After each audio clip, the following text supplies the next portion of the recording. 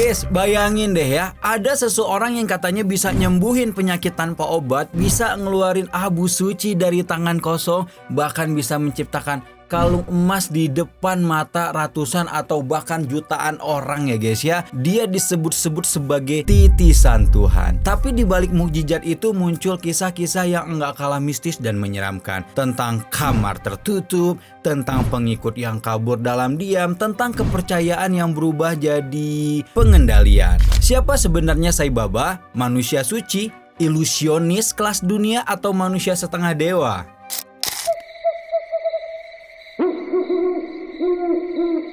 Nama aslinya Satya Narayana Raju ya, lahir di desa kecil bernama Puttaparthi, India Selatan tanggal 23 November 1926. Desa ini tuh bukan kota besar, bukan pusat spiritual, bukan tempat lahir para raja atau para dewa, tapi dari sanalah suatu nama itu telah menggemparkan seluruh alam semesta ini guys. Keluarganya sangat sederhana. Ayahnya Pada Venkama Raju adalah seorang petani biasa. Ibunya Eswaramma dikenal sebagai perempuan lembut dan religius. Mereka hidup bersahaja gitu ya, tanpa akses kemewahan apalagi wifi. Bahkan rumah mereka itu terbuat dari lumpur dan batu bata sederhana. Tapi sejak kecil Satya sudah terlihat beda ya. Bahkan menurut kesaksian ibunya ini, saat ia masih bayi, ular kobra pernah ditemukan meringkuk di tempat tidurnya. Ya tapi itu bukannya menyerang ya, ular itu malah menggulung melindunginya. Bayangin deh guys ya, anak kecil tidur sama ular kobra dan tetap aja gitu anteng tidurnya. Udah kayak anak dewa dalam cerita Mahabharata gitu ya guys ya. Udah nonton belum? Nah, waktu masuk sekolah dasar, Satya dikenal sebagai anak yang luar biasa cerdas ya. Nggak cuman pelajaran biasa, tapi dia juga bisa bikin puisi puitis dan nyanyi lagu-lagu keagamaan dengan bahasa Sangsekerta yang bahkan orang dewasa aja nih, apalagi kita-kita yang sekarang hidup ini nih, banyak yang nggak ngerti ya guys ya. Dan ini tuh bukan Sangsekerta gaya Google Translate gitu, tapi lancar dan penuh makna guys. Anak-anak lain tuh main di gundu gitu ya, main gundu gitu ya. Dia masih sibuk nulis naskah spiritual dan ceramah ke teman-temannya. Gila nggak tuh? Teman-temannya sering cerita nih kalau Satya itu tuh bukan bilang hal-hal yang suka Satya tuh suka bilang-bilang hal-hal yang belum terjadi gitu ya. Kayak temannya gitu mau jatuh, 10 menit kemudian dia benar-benar jatuh gitu ya guys ya. Waktu itu tuh dia umur 7-10 tahun. Aura karismanya tuh semakin kuat ya guys ya. Banyak orang desa datang cuma buat minta diberkahi dengan sentuhan kepalanya doang. Padahal tuh dia tuh masih bocil gitu guys, masih bocil-bocil kematian. Dan di usia 14 tahun datanglah momen yang mengubah segalanya. Dia tiba-tiba jatuh sakit, badannya kejang-kejang gitu ya, mulutnya berbusa, keluarganya panik. Tapi setelah beberapa jam dia bangun dan ngomong, "Saya bukan lagi anak keluarga ini. Saya adalah Sai Baba." Bukan Sai Baba biasa, tapi reinkarnasi dari Shirdi Sai Baba guys. Tokoh spiritual legendaris India yang wafat tahun 1918 dan dihormati oleh umat Hindu dan Muslim. Nah, ingat-ingat ya, ini Shirdi Sai Baba meninggal 1918, sedangkan Sai Baba yang sedang kita bahas ini lahirnya 1926. Ingat baik-baik ya, jangan bebel tuh nanti malah bingung ini tuh Sai Baba mana yang lagi dibahas. Shirdi Sai Baba tuh dikenal sebagai fakir suci yang menyebarkan ajaran cinta universal, hidup sederhana, dan punya banyak kisah mistis. Orang-orang nih ya bilang nih dia itu mampu menyalakan lampu pakai air dan menyembuhkan penyakit hanya dengan ucapan doa. Bahkan dia tuh bisa menyembuhkan ya orang tuh cukup dengan kayak usapan tangan gitu ya guys ya, ke punggung orang yang lagi sakit gitu. Fix sih ini tuh ciri-ciri seorang dewa ya guys ya. Kalau hidup zaman sekarang tuh udah fix lah, pasti disenjang-senjang disembah-sembah lah pokoknya ya. Jadi bayangin ya guys ya, seorang anak desa tiba-tiba mengaku sebagai titisan dari tokoh sebesar itu. Dunia pun mulai menoleh dan dari situlah perjalanan manusia setengah dewa ini dimulai. Setelah pengakuan mengejutkan itu, di mana Satya bocah 14 tahun dari desa kecil tiba-tiba menyatakan dirinya sebagai titisan Sai Baba, kehidupannya tuh pun mulai langsung berubah total 180 derajat. Tapi bukan cuman karena pernyataannya bikin geger satu kampung ya guys ya. Lebih dari itu mulai muncul kejadian-kejadian yang bikin warga tuh angkat alis ya dan geleng-geleng kepala. Bayangin, baru beberapa hari setelah dia ngaku sebagai seorang Sai Baba, ada seorang pria tua yang datang ke rumahnya. Sakit keras, udah nggak bisa berdiri dan katanya tuh tinggal nunggu ajal. Sama halnya tuh kayak yang dokter Dajjal cosplay jadi Tuhan tuh demen banget gitu ya, vonis pasiennya tinggal beberapa hari lagi. Tapi begitu ketemu Satya, cuman disuruh duduk, dikasih kayak abu suci gitu ya dari telapak tangannya kayak di video-video, dan keesokan harinya si bapak itu bisa jalan. Padahal sebelumnya napas aja gitu ya, ngos-ngosan. Dari situ nama Satya mulai menyebar cepat kayak gosip di grup WhatsApp ibu-ibu Facebook Pro itu ya. Satu cerita tuh bisa nyebar ke 5 kampung dalam 1 detik.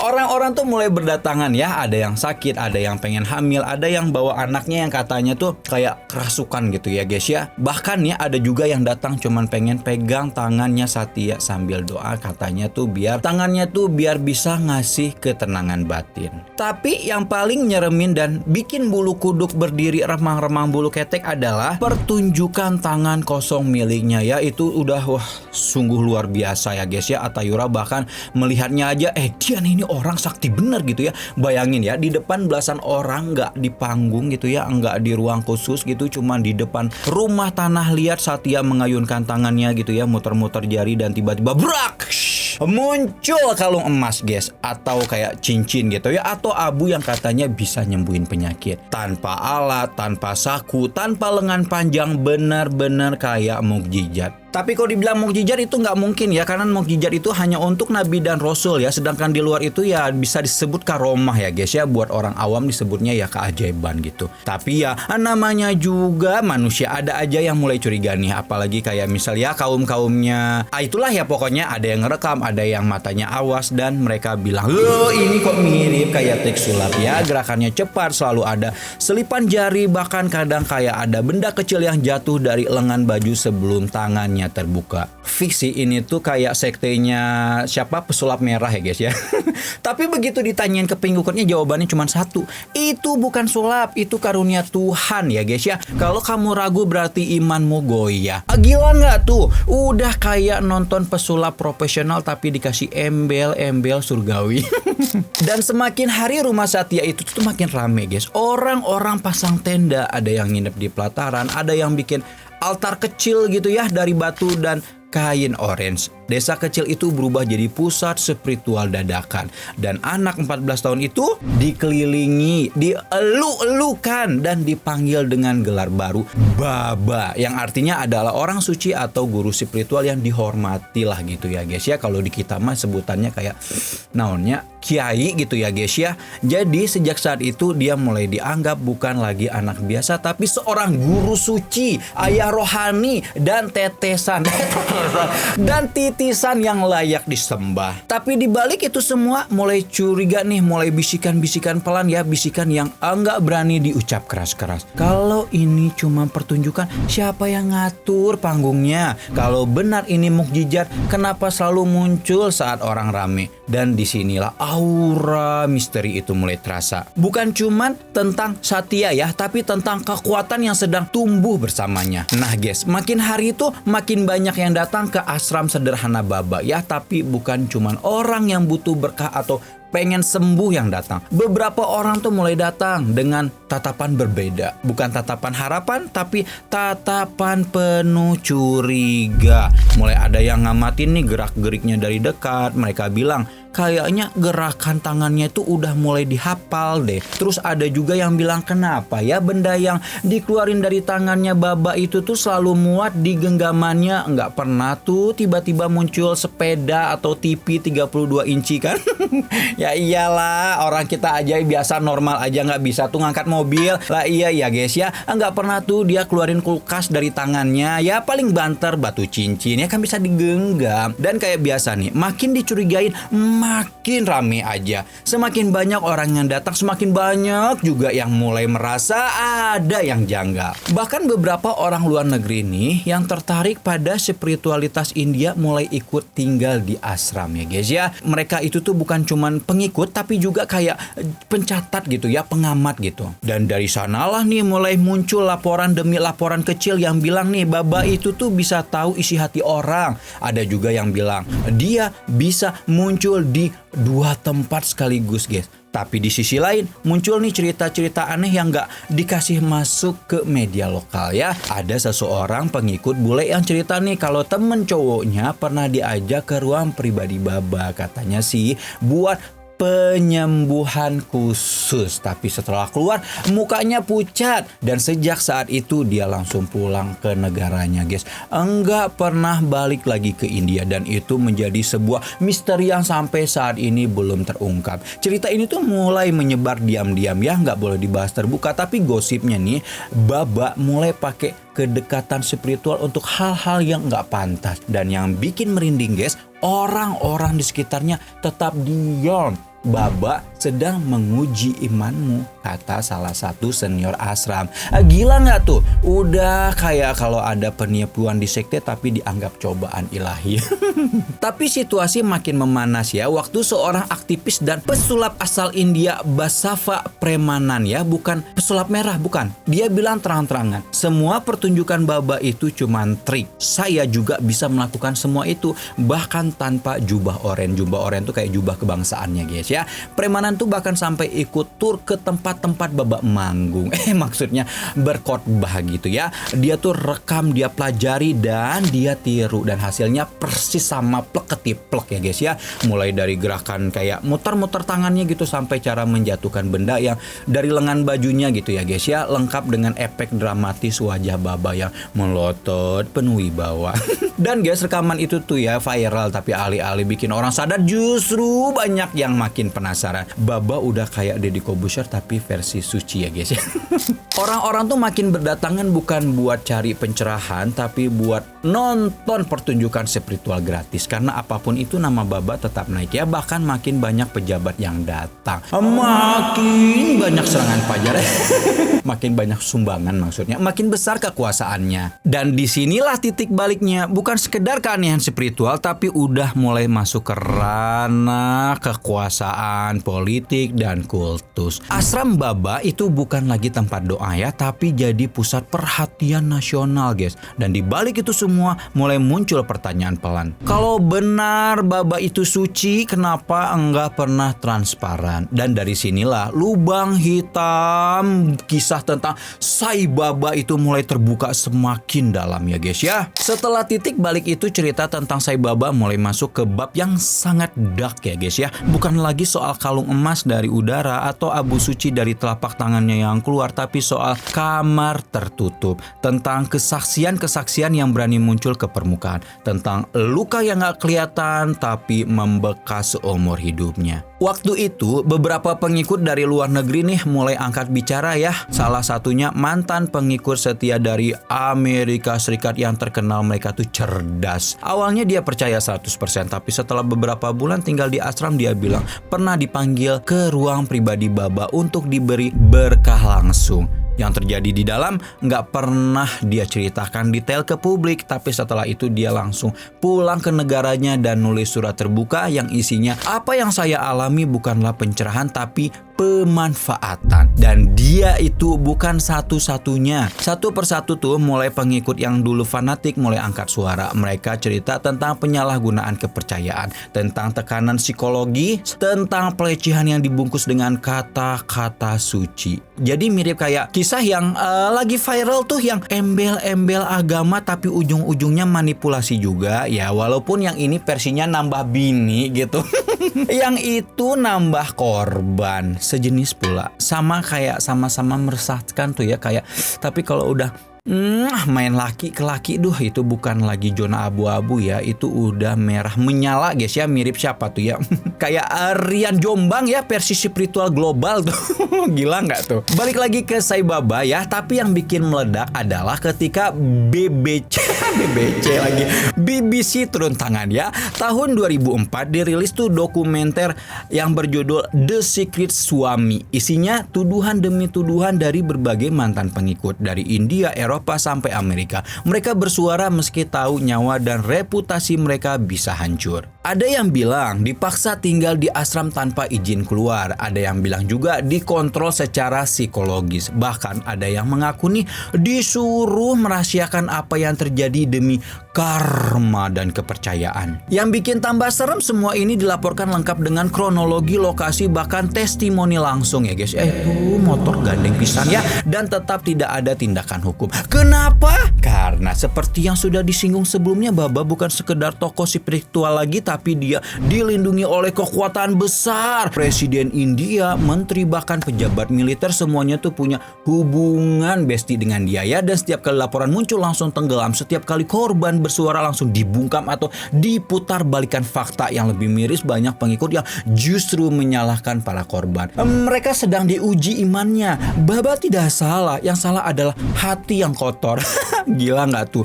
Dan kayak yang sering terjadi di sekte-sekte ekstrim, semua jadi soal pembuktian loyalitas ya. Siapa yang tetap bertahan walau disakiti dianggap paling suci. Nah, kalian anggota sekte mana? Inilah titik di mana sosok spiritual berubah jadi pusat kekuasaan ya. Baba bukan cuman pemimpin rohani, tapi raja di istana yang dibangun dengan kepercayaan buta. Dan dari titik ini, cerita Sai Baba tuh nggak bisa lagi disebut kisah spiritual. Ini tuh udah masuk ke ranah manipulasi massal yang dibungkus dengan selimut keimanan ya guys ya. Yang dulu dianggap guru suci, sekarang mulai disebut sebagai dalang bayang-bayang. Sayangnya masih banyak yang enggak mau buka mata. Setelah semua kesaksian mulai bermunculan dan BBC ngebongkar habis lewat dokumenter The Secret Suami, kalian pikir semuanya bakal dibawa ke meja hijau? Tidak semudah itu Ferguson. Alih-alih diperiksa, semua laporan itu tuh kayak disedot gitu ya ke lubang hitam, hilang, tenggelam. Bahkan di India sendiri, pemberitaan tentang skandal Sai Baba kayak diatur gitu ya volumenya. Enggak mati total, tapi dikecilin pelan-pelan ya, persis kayak volume TV kalau emak-emak kita tuh lagi sholat maghrib gitu ya. Enggak disuruh mati, tapi harus nyaris nggak kedengeran. Beberapa wartawan lokal yang coba gali lebih dalam malah kena intimidasi. Ada yang dilarang liputan, ada yang dipanggil ke kantor polisi, ada juga yang tiba-tiba dimutasi. Alasannya macam-macam ya. Intinya, jangan coba ganggu Baba. Dan ini bukan sembarangan perlindungan ya. Sai Baba itu tuh bukan cuman figur spiritual. Dia itu udah masuk ke wilayah kekuasaan gitu ya guys ya. Susah kalau udah deket kekuasaan gitu ya guys ya. Dia deket banget sama para elit, presiden, perdana menteri, para jenderal. Bahkan dia pernah ditawari posisi kehormatan negara, tapi ditolak karena katanya tugas spiritual itu lebih penting dari jabatan politik. Mulia banget ya. Tapi dibalik itu semua, ashram terus membesar guys. Organisasinya tuh makin meluas. Ada cabang lebih dari 150 negara ya. Punya rumah sakit gratis, sekolah gratis, yayasan amal. Wah, semuanya atas nama kasih universal. Dan kalian tahu nggak siapa yang paling aktif melindungi reputasi Baba? Bukan cuman politisi, tapi juga pengikut luar negeri. Mereka tuh bikin pernyataan resmi nih, konferensi pers ya. Bahkan nih video klarifikasi di internet. Tuduhan itu bohong, Baba suci, semua itu fitnah dari orang-orang yang gagal spiritual. Ya, tapi begitulah sistem ini dibangun ya. Dibalut spiritualitas, dikokohkan oleh pengaruh politik dan dilindungi oleh pasukan pengikut fanatik. Dan ini bukan karena kurang bukti, tapi karena terlalu banyak yang akan tumbang kalau satu batu ditarik. Kalau Sai Baba dijatuhkan, maka banyak pejabat bakal ikut keangkat. Banyak institusi bakal kena dampaknya. Banyak pengikut fanatik bakal ngamuk dan bikin keributan nasional. Maka lebih baik semua dibungkam, diam, dan kalau bisa dilupakan. Tapi guys, kita tahu sejarah nggak bisa ditutupin pakai jubah orange ya guys ya. Sebanyak apapun abu suci ditebar bau busuk kebenaran nggak bakal hilang begitu saja. Dan cerita Sai Baba bukan lagi soal kepercayaan, tapi soal bagaimana sistem kekuasaan bisa nyamar pakai wajah suci dan tetap untouchable di mata hukum. Tahun 2011 seluruh India, bahkan mungkin ya seluruh dunia ya guys ya, termasuk Atayurasi dulu, soalnya kalau ngelihat Sai Baba itu tuh kayak orang sakti, keren banget gitu ya kan. Gimana ya, sakti bener gitu ya, nih orang nih bisa keluarin emas gitu dari tangannya gitu ya guys ya, dari abu keluar dari tangannya. Wah pokoknya edan lah pokoknya ya guys ya. Dan seluruh dunia itu dikejutkan dengan informasi bahwa Sai Baba akhirnya meninggal dunia. Tapi yang bikin heboh bukan cuma soal kematiannya, tapi soal kapan dia mati. Ingat nggak, sebelumnya Sai Baba pernah bilang ke pengikutnya bahwa dia akan meninggal di usia 96 tahun. Prediksi ini tuh disebar kemana-mana ya guys ya, dicetak di buku, disampaikan dalam ceramah-ceramah. Pokoknya angka 96 udah jadi semacam simbol kesempurnaan spiritual. Tapi faktanya dia meninggal di usia 84 tahun. Tuh kan beda 12 tahun guys, bukan 12 menit. Buat sebagian orang ini tuh bikin teori tentang kesaktian Baba tuh mulai goyah ya guys ya. Tapi pengikut fanatik mereka enggak kehabisan akal. Mereka tuh bilang, mungkin nih kita yang salah ngitung, itu kalender manusia. Baba itu pakai kalender suci, mungkin dihitung berdasarkan kalender bulan, bukan kalender matahari. Ya udah deh ya guys ya, yang penting ilmu cocok logi aman. Tapi anehnya setelah dia wafat tuh ya guys ya, justru makin banyak orang yang datang. Makamnya dijadikan tempat ziarah, abu sucinya dikemas, foto-fotonya dikasih bunga, dan yang paling gila pengikutnya bilang dia bakal hidup lagi. Serius guys ya, mereka tuh percaya nih Baba akan lahir kembali dalam wujud barunya. Mereka bahkan kasih nama Prema Sai Baba ya guys ya. Jadi guys, Prema Sai Baba tuh ini tuh nama buat reinkarnasi ketiga yang bakal jadi simbol cinta ilahi dan kesempurnaan spiritual terakhir. Jadi gini guys, runtutannya ya guys ya. Kan yang pertama itu tuh Shirdi Sai Baba tuh yang lahir 1838 sampai 1918, dianggap sebagai guru suci yang mengajarkan cinta, kesederhanaan, dan toleransi antar agama Hindu Muslim. Nah, kedua nih reinkarnasi kedua Satya Sai Baba yang 1926 sampai 2011, sosok utama yang sedang kita bahas ya guys ya, yang sedang mengklaim dirinya sebagai reinkarnasi Shirdi Sai Baba. Dan yang ketiga nih yang akan datang disebut akan lahir setelah Satya Sai Baba wafat, namanya Prema, berarti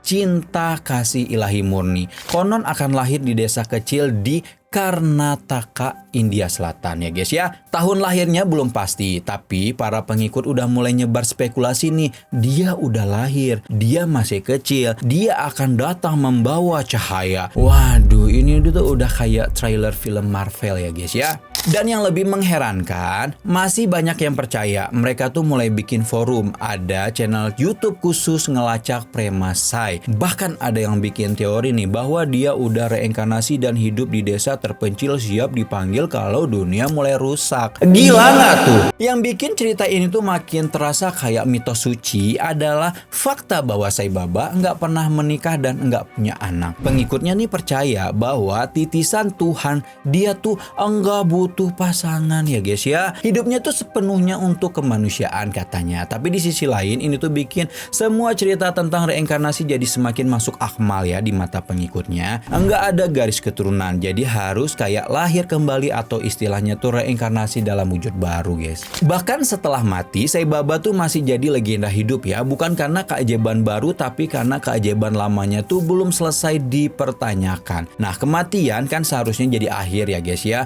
Tapi di kasus ini kematian tuh justru jadi awal dari mitos baru, dari keyakinan baru, dari sosok baru yang bahkan belum lahir tapi udah disiapkan tahtanya. Dan kalian tahu apa yang paling serem dari semua kisah-kisah ini? Banyak dari pengikutnya tuh percaya bahwa kalau kalian ragu soal kelahiran Prema Sai, maka kalian bukan cuman enggak beriman kalian tuh, tapi juga enggak layak menerima cahaya.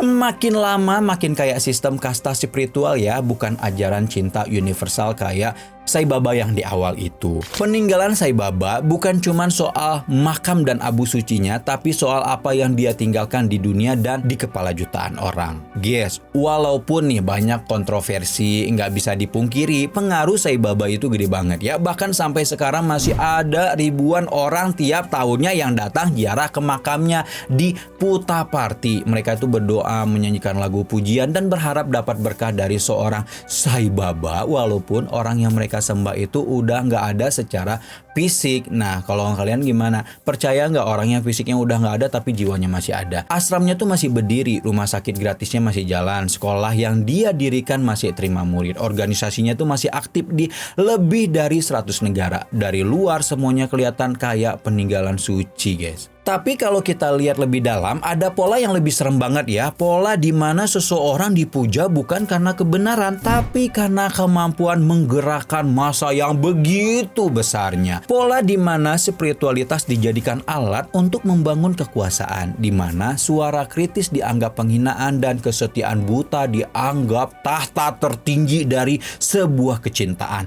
Dan pola itu nggak berhenti di Sai Baba. Setelah dia wafat, muncul nih tokoh-tokoh baru yang nyoba jalan serupa. Ada yang ngaku reinkarnasi, ada yang bawa abu suci sendiri, ada yang bikin sekte ala-ala. Bahkan ada yang ngaku bisa ngobrol langsung sama Tuhan lewat wifi spiritual. Gila ya, zaman tuh makin maju tapi pola penipuan spiritual tuh enggak pernah berubah. Tapi guys, ini bukan cuman soal Sai Baba, ini soal kita ya. Soal gimana kita seringkali lebih percaya pada simbol daripada pada substansi. Kita tuh gampang kagum sama yang bisa bikin kayak keajaiban gitu ya, tapi malas mikir nih kenapa dan bagaimana. Makanya peninggalan terbesar Sai Baba mungkin bukan abu suci atau rumah sakit gratis atau sekte global, tapi pelajaran-pelajaran pahit tentang bagaimana mudahnya manusia dimanipulasi atas nama spiritualitas. Karena kadang yang paling berbahaya itu bukan orang jahat ya guys ya, tapi orang yang dipercayai suci padahal cuman jago main ilusi. Jadi gimana guys? Apakah kalian percaya sama keajaiban yang dimiliki oleh Sai Baba? Setelah nonton video ini, tulis di kolom komentar.